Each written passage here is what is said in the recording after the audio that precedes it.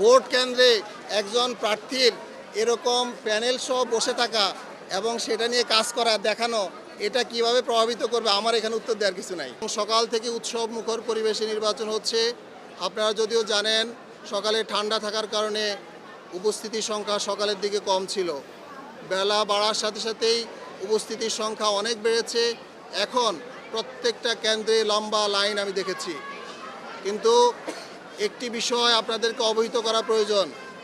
আমি সকল নির্বাচনের সাথে সংশ্লিষ্ট যারা কেন্দ্রে রয়েছেন, প্রিজাইডিং অফিসার, রিটার্নিং অফিসার, সহকারী রিটার্নিং অফিসার এবং যারা কেন্দ্রে বিভিন্ন বিভিন্ন প্রার্থীর এজেন্ট হিসেবে যারা রয়েছেন তাদের সাথেও কথা বলেছি।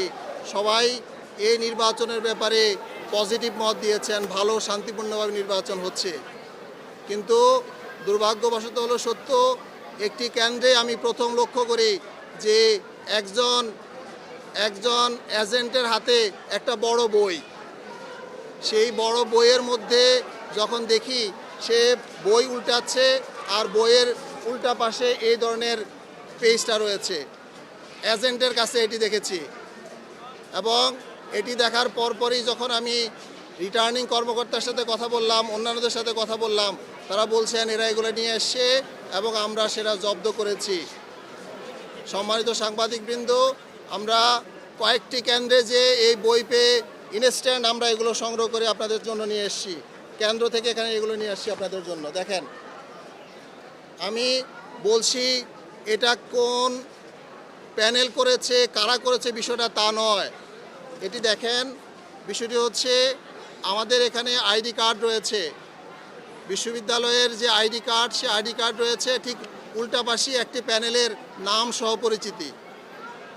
এখানে আমি দুইটা বিষয় বলতে চাই।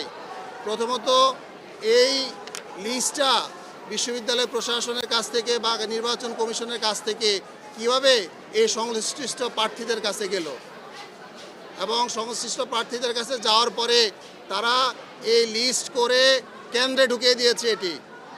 এটি আমি মনে করি আমরা শিক্ষকরা এত কষ্ট করে একটি নির্বাচনের আয়োজন করার জন্য কাজ করেছি, শিক্ষার্থীরা দিনের পর দিন আন্দোলন সংগ্রাম করে একটি নির্বাচন করার জন্য কাজ করেছে।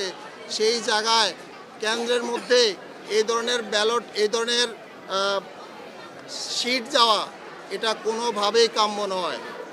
আমরা সাথে সাথেই এর প্রতিবাদে নির্বাচন কমিশনের প্রধানের সাথে দেখা করেছি, তাদেরকে বলেছি ইমিডিয়েট অ্যাকশন গ্রহণ করেন এবং সকল কেন্দ্র থেকে এগুলো সংগ্রহ করে আপনারা নিয়ে আসার ব্যবস্থা করেন এবং যারা এর সাথে জড়িত, যারা এই লিস্ট সরবরাহ করেছে তাদের ব্যাপারেও অ্যাকশন গ্রহণ করতে হবে।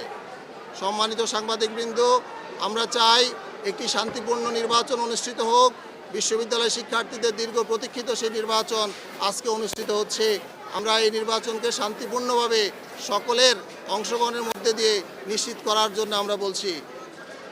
আমরা সর্বশেষ একটা কথা বলবো, নির্বাচন আরও কয়েক ঘন্টা চলবে।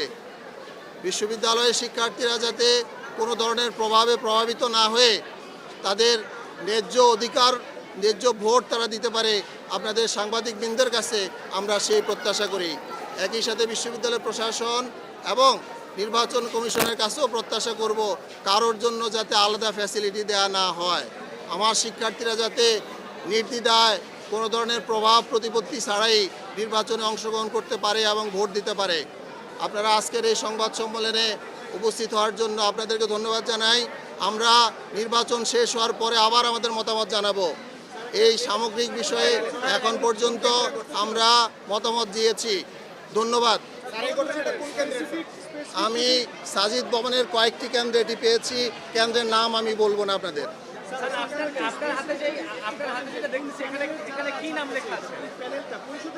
না, আমি কোন প্যানেলের নাম লেখা আছে আমি দেখিয়ে দিয়েছি। আমি কোনো প্যানেল নাম বলতে রাজি না। আমি শিক্ষক। আমার কথা হচ্ছে না, আপনি দেখে নেন, আপনি দেখে নেন।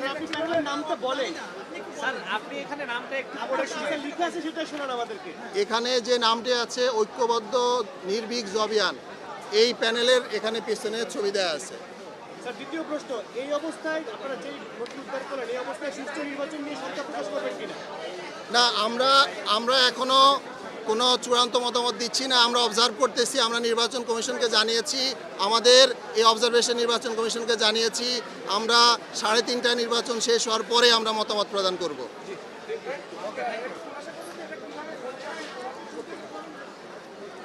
এটি কিভাবে ভোট কেন্দ্রকে ভোটারকে প্রভাবিত করতে পারে, আমি মনে করি সাংবাদিকরা সবাই এটা জানার কথা।